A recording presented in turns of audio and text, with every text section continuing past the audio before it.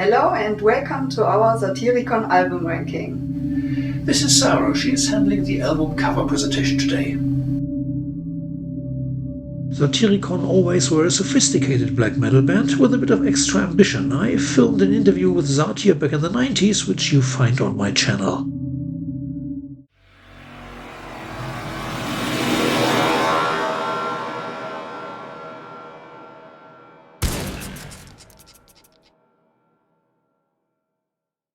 When a band names an album after themselves, it's usually meant as a statement, a definition of what the band stands for. With Satyricon, however, we are presented with a mixed bag that feels uncertain about which direction the band wants to pursue. Remember how Metallica released Reload with the single Unforgiven 2 when James Hetfield put on a cowboy hat thinking that headbangers and thrash metal fans would love a good country ballad? Well, Phoenix is the Satyricon equivalent here, an album with very little black metal appeal.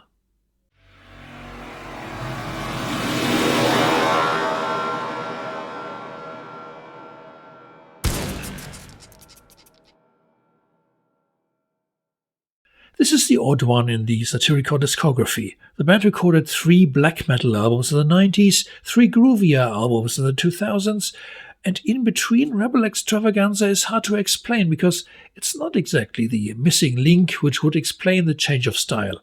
Instead, it develops epic and complex tunes running 10 minutes sometimes. Satyr had announced in an interview with Black Mass magazine that after Nemesis Divina their next album would be a lot more experimental, which might make them lose some fans but win others. That prediction probably came true. Rebel Extravaganza features a couple of menacing tunes, such as Filth Grinder and Havoc Vulture. Others are not my personal taste so much, but altogether the album is worth checking out.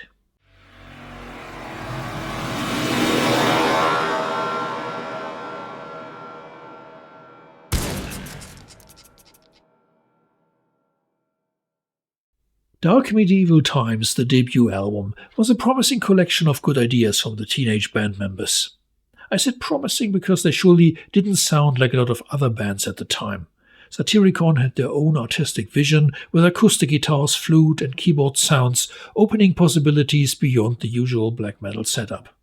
Dark Medieval Times created interest for albums to follow, even if it was not on the same production level yet naturally.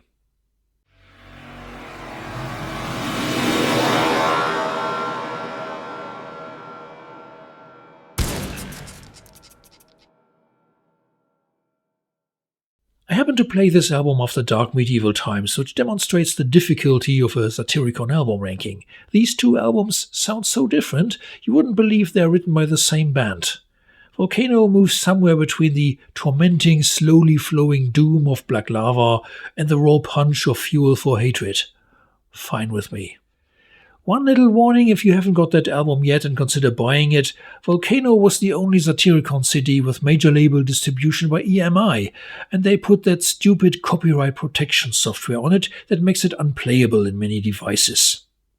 I have one CD player that grudgingly accepts it after rotating the disc for a minute, checking, hesitating, and finally playing the music.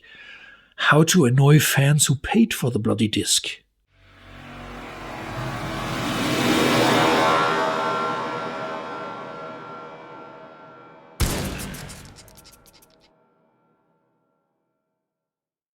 The Munch Exhibition album is a darker ambient album. It develops a strong atmosphere, and I can imagine well that if you watch the paintings in the exhibition, that this music absorbs you and intensifies the experience.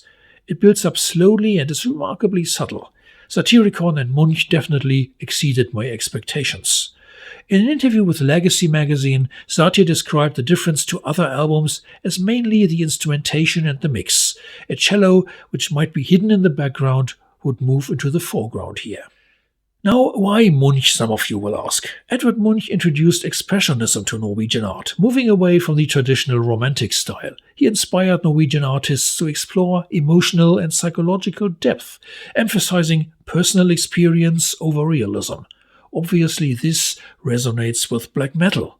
Most black metal bands see Satan not physically as some bloke with horns, but psychologically as a power from within.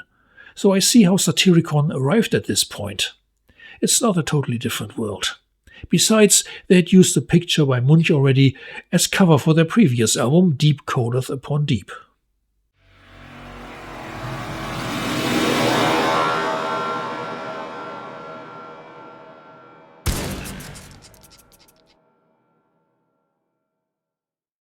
The Age of Nero continues well where now Diabolical left off. It's one of the less experimental albums Satyricon recorded, pretty much in the same style as its predecessor.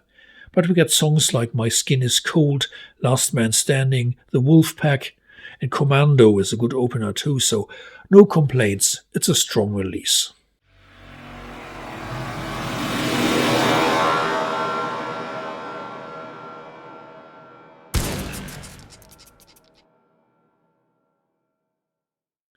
My favorite album from the recent years of Satyricon. Songs like Midnight Serpent or To Your Brethren in the Dark provide a good continuation from the groovy Satyricon I liked on Now Diabolical, while the melodic The Ghost of Rome even takes a step further. Due to Satyr's gruff vocals, we are still talking about black metal though.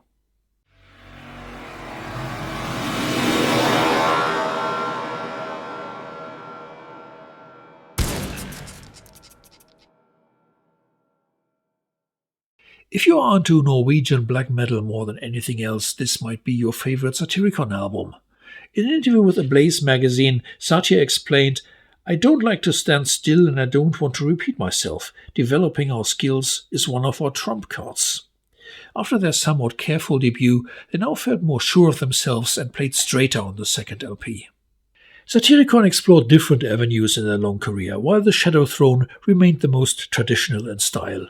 Vikingland, for example, embraces these typical Norwegian tones. Dominions of Satyricon shows the keyboards are more fluent and better integrated in the mix than before.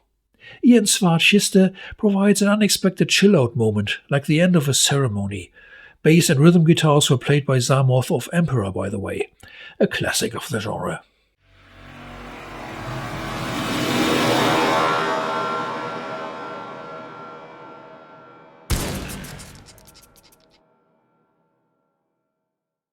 The climax of the rock and roll period of Satyricon.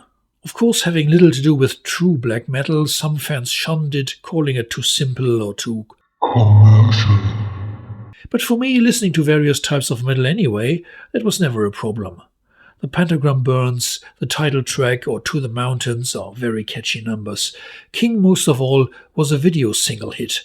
11 million people watched it on YouTube, and if only a small percentage of those become curious and decide they also want to explore the black metal underground, Now Diabolical provided an important gateway.